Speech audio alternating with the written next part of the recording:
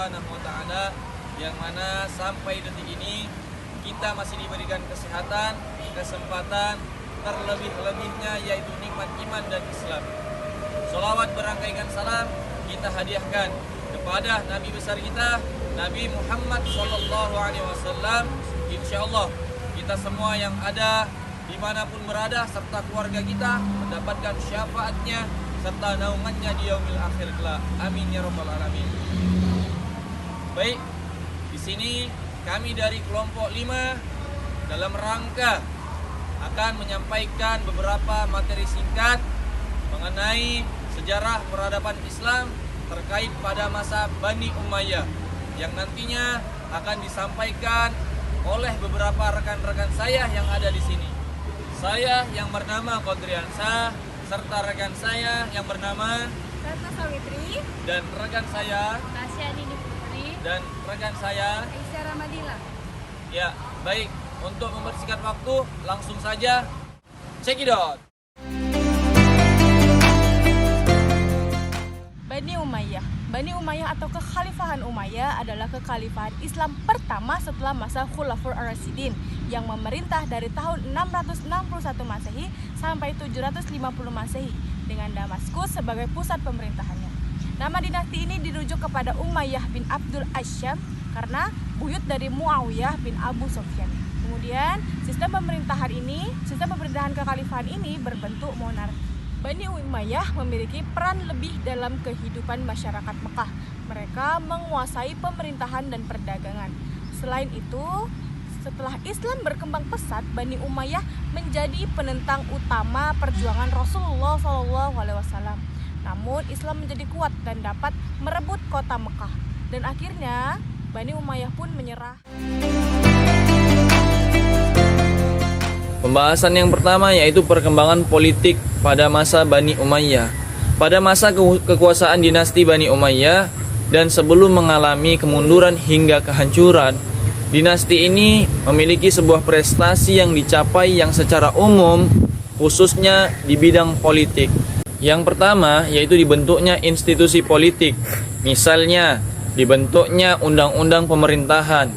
Yang kedua yaitu dibentuknya para dewan menteri. Dan yang ketiga dibuatnya lembaga sekretariat negara dan dibentuknya penasihat-penasihat khusus di bidang politik.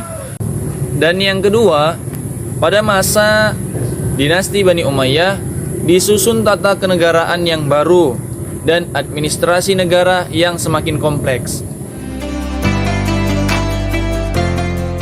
Ekonomi dan administrasi pada masa pemerintahan Bani Umayyah. Yang pertama, perkembangan perekonomian. Perekonomian merupakan unsur yang penting dalam pembangunan suatu negara, di mana ketika suatu negara mengalami kemerosotan perekonomian, maka dapat menghambat dalam pembangunan suatu negara. Pada tahun 693, Khalifah Abdul Malik membuat kebijakan yaitu membuat mata uang sendiri di Damaskus, di mana kebijakan ini sangat berpengaruh pada perekonomian pada masa Bani Umayyah. Karena pada saat itu perdagangan antar umat Islam sudah berjalan dengan lancar. Selain pada masa pemerintahan Abdul Malik, pada masa pemerintahan Umar bin Abdul Aziz, pemerintahan Bani Umayyah bagian perekonomian juga merasakan perekonomian yang makmur, di mana Umar bin Abdul Aziz membuat kebijakan yaitu membuat aturan-aturan mengenai tataran atau timbangan yang bertujuan untuk mencurangi alat-alat dalam perdagangan. Dikatakan makmur karena pada saat itu permasalahan kemiskinan, kemelaratan dapat diatasi dengan baik. Jadi dapat dikatakan bahwa misalnya perekonomian pada masa itu sudah lebih baik dari masa sebelumnya. Yang kedua, perkembangan administrasi. Pengolahan administrasi, struktur Bani Umayyah merupakan penyempurnaan dari Khalifah Khulafaur Rasyidin, di mana pada masa Khulafaur Rasyidin, pimpinan pusat hanya terdiri atas khalifah dan didampingi oleh seorang pejabat al-khatib atau sekretaris, dan didampingi oleh majelis majelis penasihat, yaitu yang berasal dari sahabat-sahabat Nabi. Pengolahan administrasi pada masa Bani Umayyah terdapat beberapa diwan atau departemen. Yang pertama yaitu Diwan Al-Rasail, Diwan Al-Katib, Diwan Al-Kharaj, Diwan Al-Barid, dan Diwan Al-Jur. Jadi dapat dilihat bahwasannya perkembangan administrasi pada masa Bani Umayyah ini sudah semakin kompleks atau sudah semakin baik.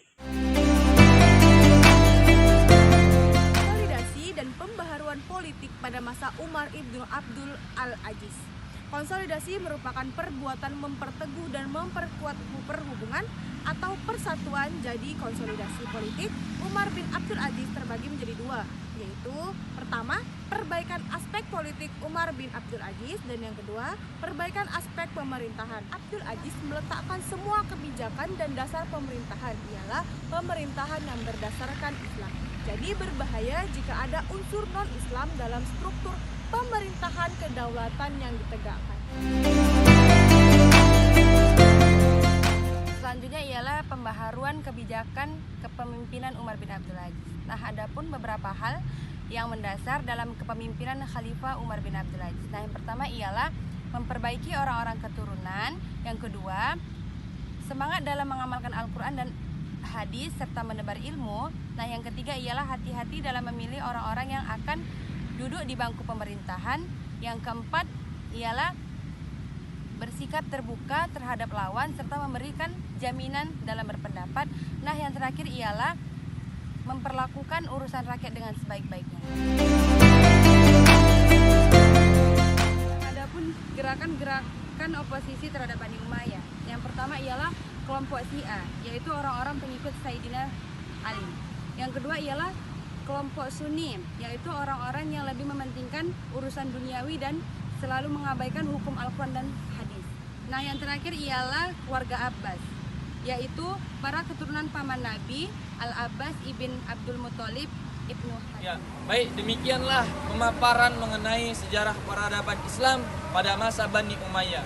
Sekiranya apa yang kita kupas, apa yang disampaikan pada kesempatan ini menjadikan sebuah ilmu yang bermanfaat bagi kita semua di masa kini dan di masa yang akan datang.